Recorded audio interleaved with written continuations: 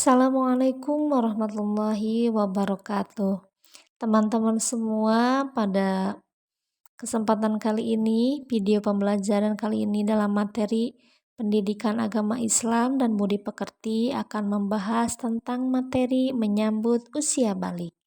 Kenapa judulnya menyambut? Karena ada beberapa hal yang harus kita persiapkan sebelum kita memasuki usia balik. Nah, teman-teman, coba perhatikan gambar di bawah ini. Di sana ada beberapa tingkat pertumbuhan manusia atau beberapa fase dari mulai balita, batita, anak-anak, remaja, dewasa, orang tua, dan yang tua seorang kakek. Nah, pertanyaannya, di fase manakah kalian sekarang berada? Ya, tentunya kelas 4 ada di fase anak-anak, bisa jadi masuk ke fase remaja. Nah, yang harus kita pahami dalam materi menyambut usia balik ini, kita harus tahu tentang pengertian balik. Apa itu balik? Balik secara bahasa berarti sampai. Sedangkan secara istilah, balik adalah kedewasaan bagi seseorang atau seorang muslim yang ditandai bagi laki-laki dengan adanya keluar mani atau mimpi basah, dan bagi perempuan ditandai dengan keluarnya darah haid. Nah, lihat, ada gambar tentang percakapan seorang adik dan kakak. Kata sang kakak, "Tengku, ayo kita ke masjid." Kata Tengku, "Aku kan belum wajib sholat." "Kenapa belum wajib? Aku masih anak-anak, belum dewasa.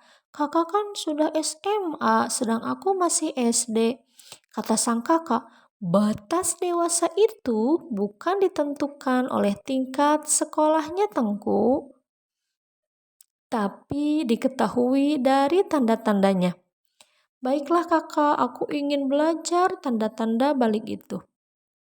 Nah, tanda-tanda balik terbagi ke dalam dua pandangan. Yang pertama menurut ilmu fikih, yang kedua menurut pandangan ilmu biologi. Sekarang kita akan mempelajari tentang tanda-tanda balik menurut pandangan ilmu fikih. Untuk laki-laki ditandai dengan adanya mimpi basah dan berumur 15 tahun. Apa itu mimpi basah? Mimpi basah adalah peristiwa mimpi yang terjadi saat seseorang tidur tanpa sengaja ia mengeluarkan air mani. Sedangkan tanda-tanda balik untuk perempuan adalah yang pertama, keluarnya darah haid, yang kedua, mimpi basah, yang ketiga, berumur 15 tahun. Nah, apa itu darah haid? Darah haid adalah darah yang keluar dari alat kelamin perempuan dalam keadaan sehat, ia tidak dalam keadaan sakit. Yang kedua adalah tanda-tanda balik menurut ilmu biologi.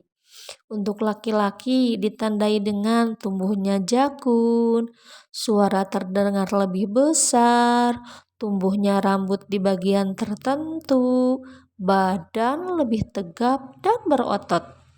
Sedangkan untuk perempuan, pinggul dan dada mulai membesar, suara cenderung lebih merdu, tumbuhnya rambut di sekitar badan, dan kulit lebih halus. Nah, ketika seorang anak atau seseorang yang mengalami mimpi basah dan haid itu, mereka berarti sedang dalam keadaan berhadas besar.